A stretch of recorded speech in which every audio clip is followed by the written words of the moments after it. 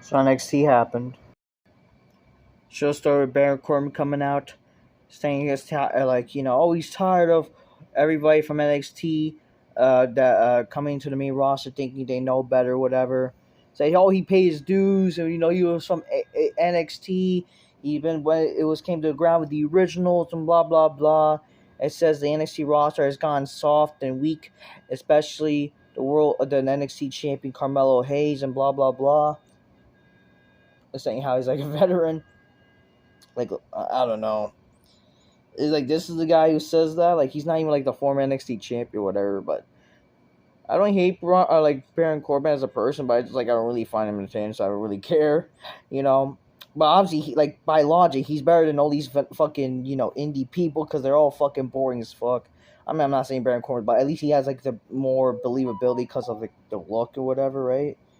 But yeah, either Dragunov comes out, so it says, uh, I'm not soft. I am the greatest. I don't know. I'm a hot hitter or whatever the fuck. It's just he challenges him, like whatever, and then Corbin accepts and blah blah blah. Then eventually, like Trick Williams attack Baron Corbin. I don't know why there's no picture here, but hey, so he attacks Baron Corbin, and that leads to yeah. I don't know, just wow, issue with Baron Corbin, whatever. I keep saying Braun Breaker. Speaking of Braun Breaker attacks Ilya Dragunov, and this leads to Ilya getting injured and not being able to challenge Braun Breaker tonight. But this leads to apparently a match announced next week. For some reason, the person did not post a picture about this, but it's like Von Wagner. He's trying to see a therapist. He's reluctant because he doesn't want to see a therapist, but until it's a hot therapist, and I gotta tell you, this woman is fucking hot, man. Her name is like Monica. I don't know I don't know. She's fucking hot, bro. She's invited my big black couch. Oh shit. She'll definitely could be a good therapist. But like, yeah, but reality. But reality, like, that's what I'm talking about. Like, having women being hot, but why can't they do this in the main roster? I don't fucking know. But it's good. It's good. We have hot women. She's being the hot character and stuff. And it's good. It's all good stuff. And speaking that's not hot, like, oh my god, look at all the plastic. Dana Brooke has been demoted to NXT also, and she's entering the Women's Battle Royal. Wow. Who cares? The Schism defeats Diamond Mine. Yee! That's what The Rock's been cooking. Oh man, I feel bad for Rock. I don't know what's wrong. This doesn't help. Like, all these women, like, they're looking, man. I'm not trying to be mean. It's like, come on, try to be feminine, or I don't know, work on yourself. What the hell? I'm sorry. Like, come on, The Rock's daughter, and this is what she's doing. Oh boy. Tony D'Angelo gets a call. Well, not call. He meets up with Stax, and says that he ran into their mutual friend Knuckles while in prison, and Pounders who's the rat that squealed on him. I like that they're following that. Blair Davenport defeats this bitch named Danny Palmer. Not gonna lie, this Blair Davenport looks good here.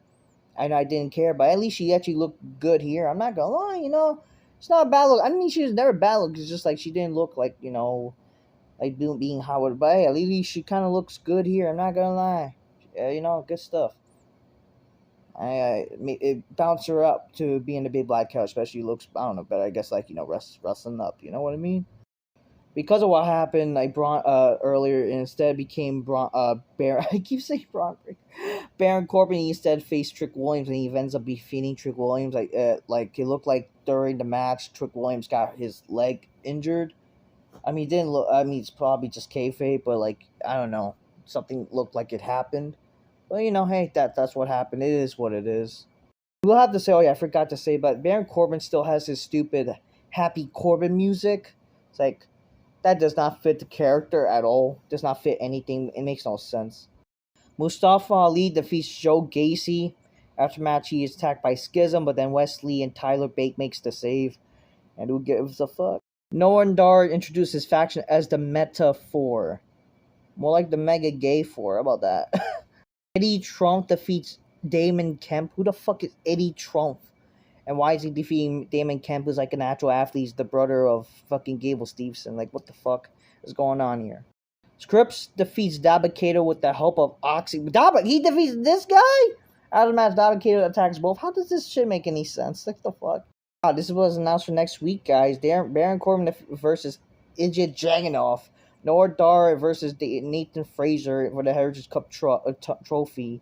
And the Schism versus Wesley, Tyler Bate, and Mustafa. That's not exciting. I know, I'm sorry. It's not exciting. We then see Bron Breakker. He kind of proceeds to cut the same promo that Baron Corbin said. That how, I don't know, or everybody's going up to the main roster, want to do something or whatever. Or, I don't know.